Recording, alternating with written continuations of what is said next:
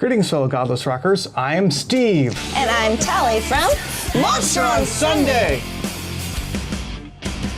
In this week's BAM vlog, we'll talk about cults versus religion. What's the difference anyway? So stay tuned for episode 28 of Godless Rockers.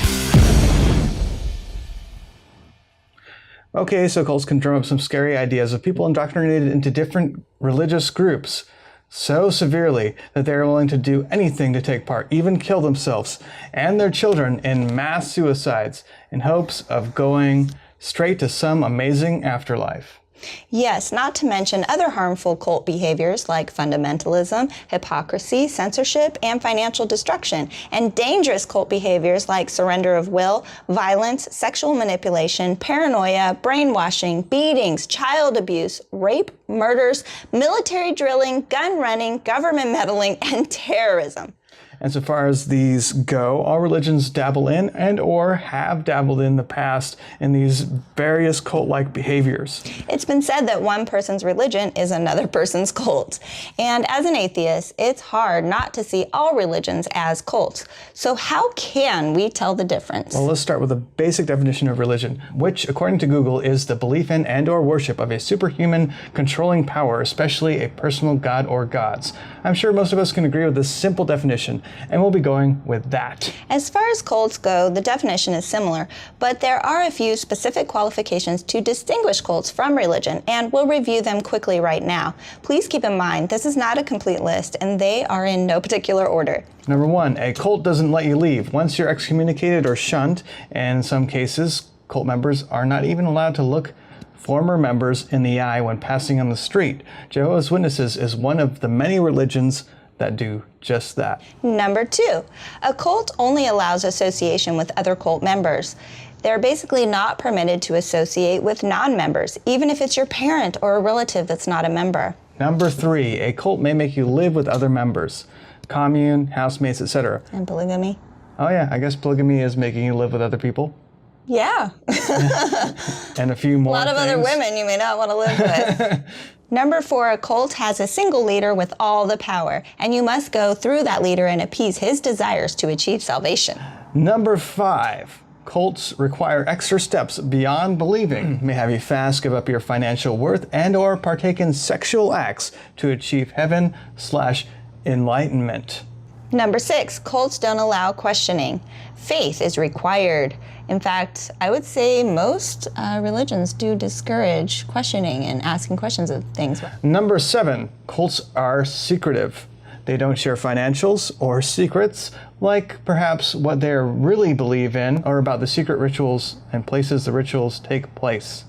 Number 8, cults do love bombing, where they find lonely, depressed people and they welcome into their group extremely lovingly. Before even getting to know you, they are overly loving towards you. They're like, oh, I don't need to know even who you are. What's your name? That's all we need. Just come on into our group and we love you. Lots of hugs and physical attention and like, you're the best thing ever and our group's the best thing ever. And of course, if you're somebody who has low self-esteem and you just like you're self-loathing or something like that, you had a bad family situation, you're in a vulnerable state where if somebody gives you that kind of attention, you're going to be drawn to it. Lastly, for our list, number 9, cults lie about what they believe. They tell you the lovey-dovey stuff in the beginning, but once you're baptized and committed, then they tell you the gnarly stuff they really believe.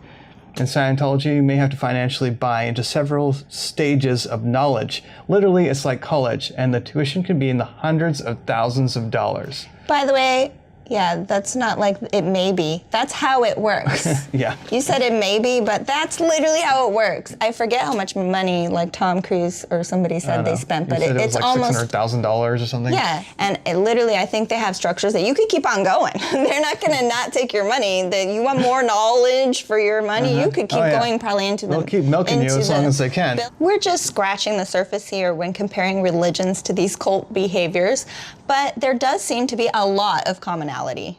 Plus, religions are massive in size and can inflict real-world harm that can devastate countless more than any small cult can do.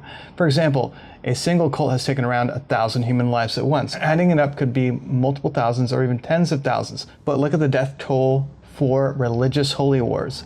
It's in the millions, and may even be in the billions depending on what you consider to be a holy war.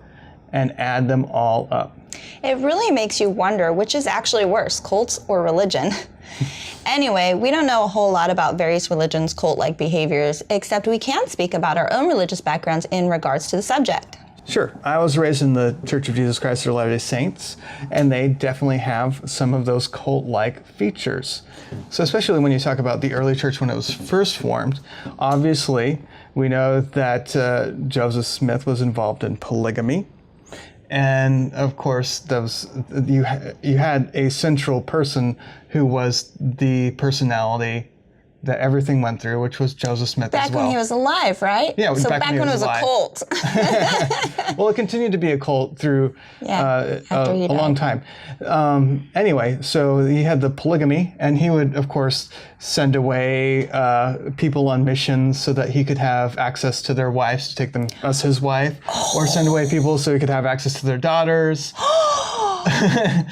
And add them to his wife. He had like 50 wives or something like that. I came to find out very recently. I didn't realize that he had so many wives. And probably really young ones would be shocking. And of course, he coerced them into bed and promised them, as a cult does, afterlife salvation. Through him. Yeah. Salvation. God doesn't want me to take you as a wife. I don't want to take you as a wife, but God wants me to do it. It's his law. And of course, we'll have to fuck, because that's very important. That's part of marriage. And then there's a law of consecration, which they started, I believe it was in Ohio. So when the members of the church moved there, all of the belongings of the people that were members of the church were turned over to the church and shared. And of course, that worked out the best for the people at the top, Joseph Smith being one of those. Because they get all that stuff, right? Yeah, they get to distribute it, a lot of it to themselves.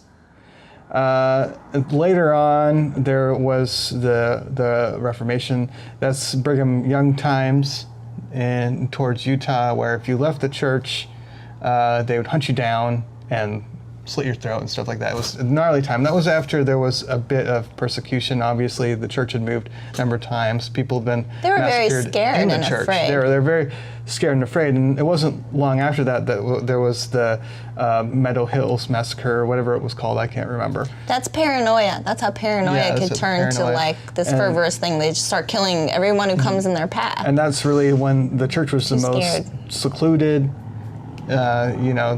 Probably, I would say, the height of the cult, because they still had the cult of personality with Brigham Young. There was still polygamy. Polygamy was now more widespread. It was a church doctrine. Brigham Young had like 50 wives. And so these different type of doctrines and crazy things. And of course, I know that even in the modern church, of course, they do things similar to love bombing. If you go to LDS church, they're all going to welcome you with open arms. They're going to do their best they can to make you feel comfortable. They're not going to tell you about Kolob the first time that you go there, or having multiple wives in heaven, or being your own God. You don't learn about those things. Having your own planet or something? Yeah, I don't know. yeah. Well, you get to be as God once, or as man is God once was, and as God as man may someday become, something like that. So the idea in the church, one of the doctrines is that God used to be some sort of man, and he became a God.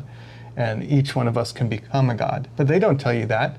They don't tell you that till you've gone through the temple, basically. Mm-hmm. And they don't tell so you about already believe or Kolob, has been baptized. which is the planet or star. They don't really know the difference where God resides.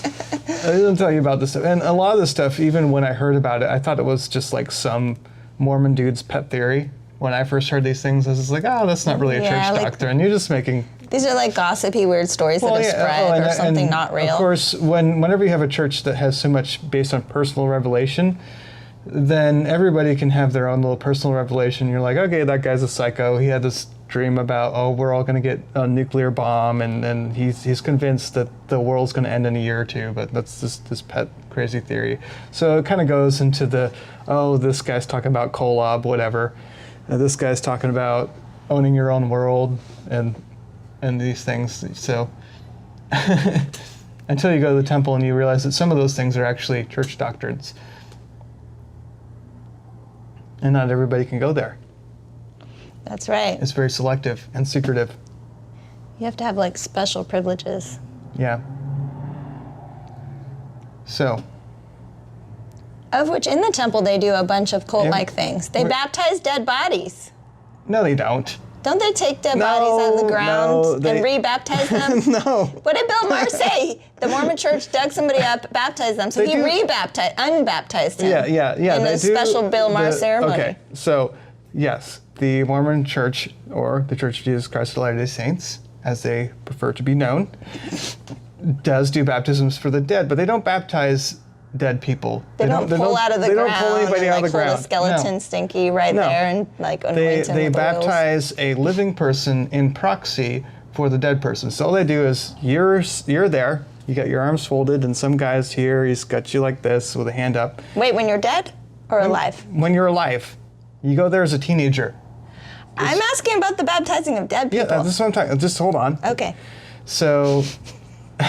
And he says, no, my name is Steve, but it'll say the name of a dead person.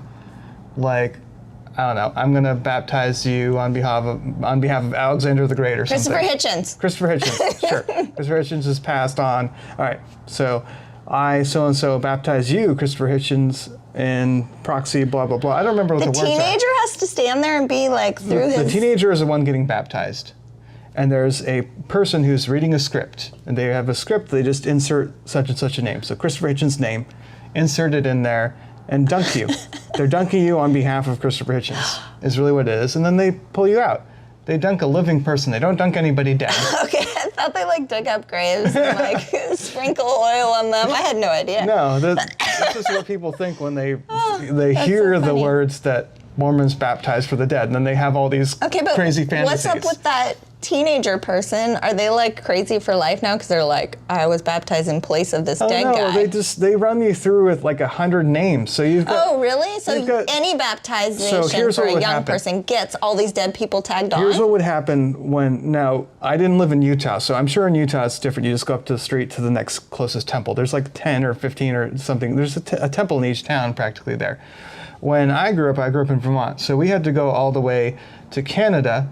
To Ontario was the closest temple. They have closer ones now, but this was 20 years ago. Yeah. They didn't have a whole lot. Mm-hmm. So it would be a trip. So they would take our ward, the young people from the ward. So that was your time to hang out with the young ladies or whatever. They'd have you all on a bus. They'd rent a bus, and there'd be 30 or 40 of us kids that would all go from Vermont to the Toronto temple. Mm-hmm.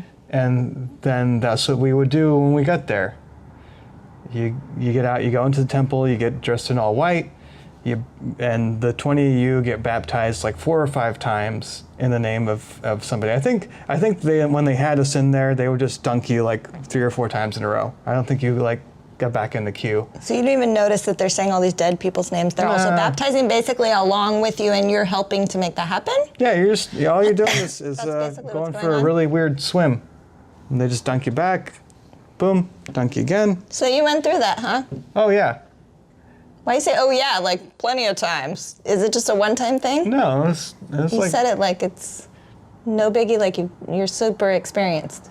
Well, I don't remember the details of it very well, but I know we must have done it 2 or 3 times where we'd go. Oh, wow. It was this big trip, and people liked it mostly because you got to flirt on the bus for 2 or 3 hours on the way there and on the way back.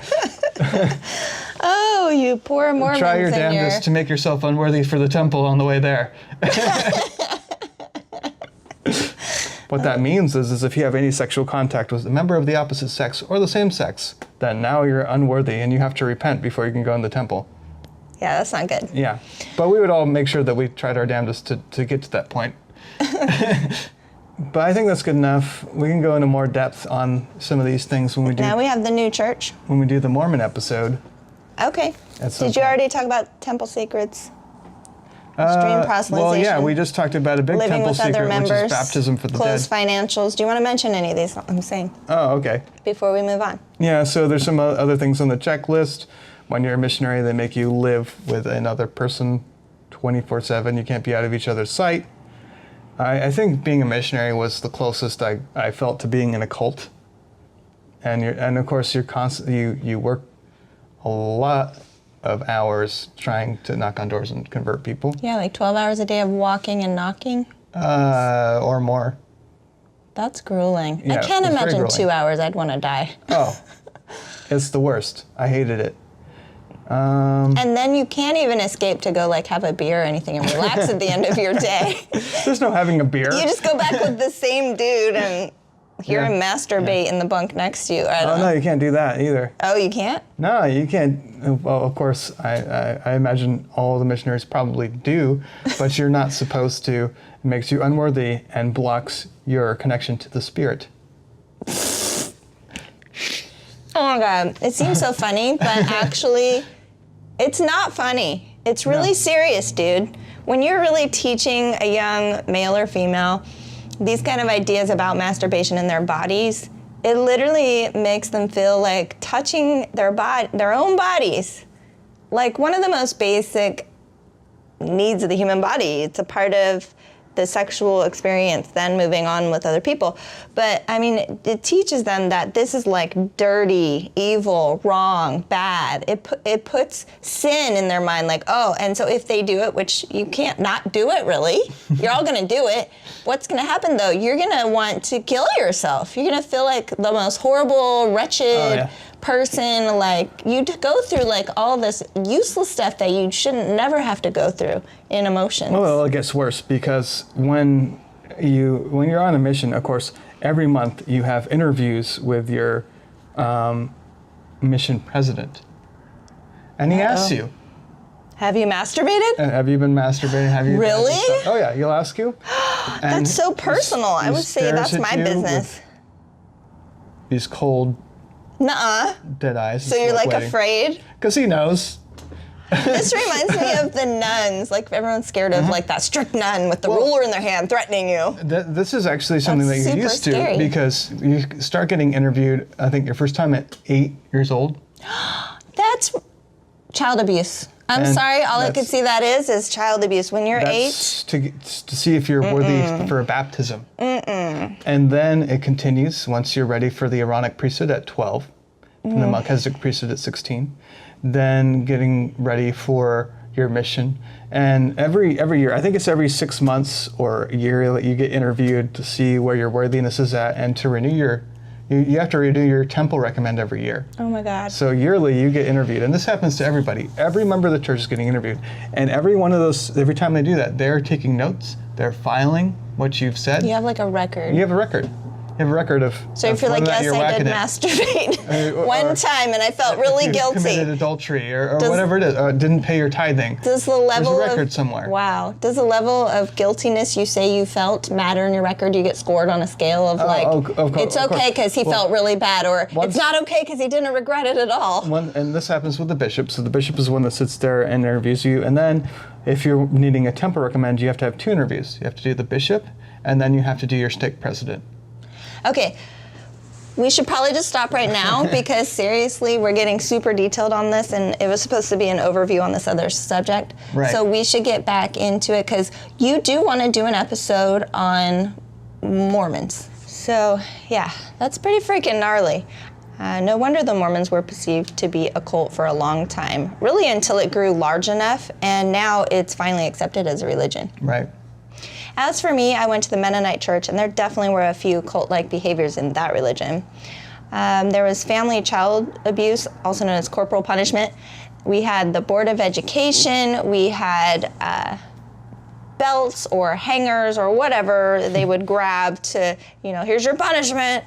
And in fact, in our song "Pain," I talk about Fuck God. In our song coming up for album 2 called Fuck God, it's basically a song all about that. It's about the Board of Education and talking about, from a child's point of view, what it's like to go through realizing that's going to be your punishment, waiting for that punishment, and then when that punishment comes in, how that makes you feel. It's a pretty gnarly song. So anyway, a funny part in the song is where my dad drilled holes in the Board of Education because it didn't hit hard enough.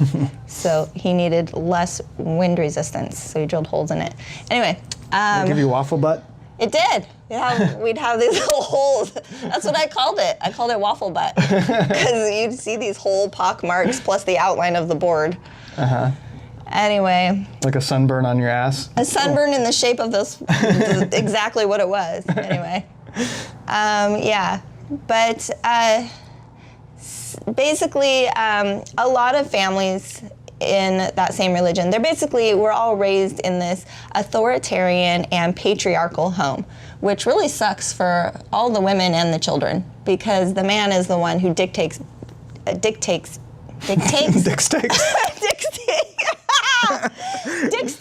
dictates it all to his dick. No. Dictates. Thank you. Okay, I did want to mention that in my own family, I've not been shunned for coming out as an atheist. I have been ridiculed and perhaps shamed at times, but I'm always actually mostly totally accepted at family gatherings. I always could go. I've heard stories from ones that feel like telling me it. They tell me like, oh, they were talking behind your back about you and this atheism thing, like all negatively. But like they don't really approach me to my face very much, maybe on Facebook here and there, but then they run off and go away. So I mean, and I'm welcome at family gatherings. It's not a big deal. I'm definitely not like shunned, but I still feel like they think I'm this horrible person, you know? They look down on me. They have this like false idea of, what do you call it? Superiority. And they really do look down on me and other people like me. And really, I don't know, they feel like their Mennonite religion thing they were raised with coming down from my grandma and grandpa is like this big hereditary amazing thing, word of God, whatever, just like every religion probably feels, right? And that everybody else is wrong or lowly. Of course. Lowly, wrong, with Satan, not good, whatever. But at the same time, you know, they live lives in the normal world, they can relate to other people, and they accept me. So kudos and thanks, family, by the way. Some time ago, I researched the history of my family's religion, and it traces back to the Anabaptists. You can take a look at the book or listen to an episode about the Anabaptists on the Hardcore History podcast. But the Anabaptists basically gained rule over a city called Münster in Germany and had a reign of terror for some time. There were atrocities of the worst kind in human history. It was basically a cult that gained power of government. And I consider it to be a haunting tale that warns of the danger of combining church and state. Inside those city walls ensued severe violence, mayhem, and murder, until they were taken down by the Catholic Army.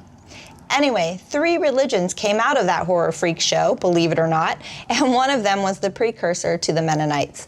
Honestly, why anyone would want to continue following anything dictated by such a horrendous group is beyond me, but they did.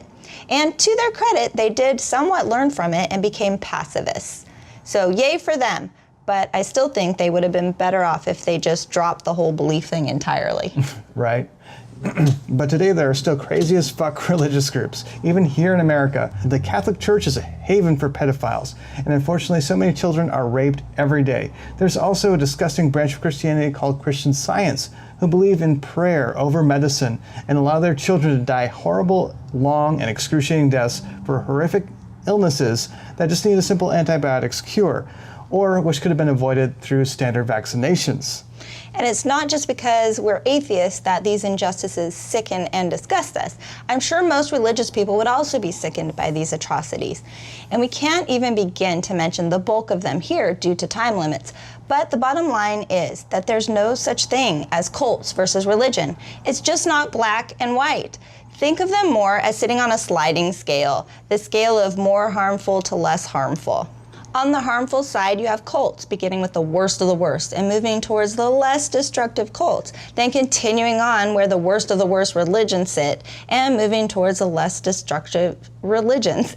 And it literally is a sliding scale. So depending on the date or even the topic you're discussing, this scale is alive, so to speak. As harmful behaviors are committed in the name of God, either by cults or religions, and then those move up or down accordingly on the scale. That's an interesting way to look at it, and it makes a lot of sense. However, I've heard a funny saying that simplifies the difference between the two. If the leader is still alive, it's a cult. If the leader is dead, then it's a religion. So, of course, you may have noticed in the introduction to the show, we talked about the definition of a religion according to Google. And you may have noticed that every cult follows that definition.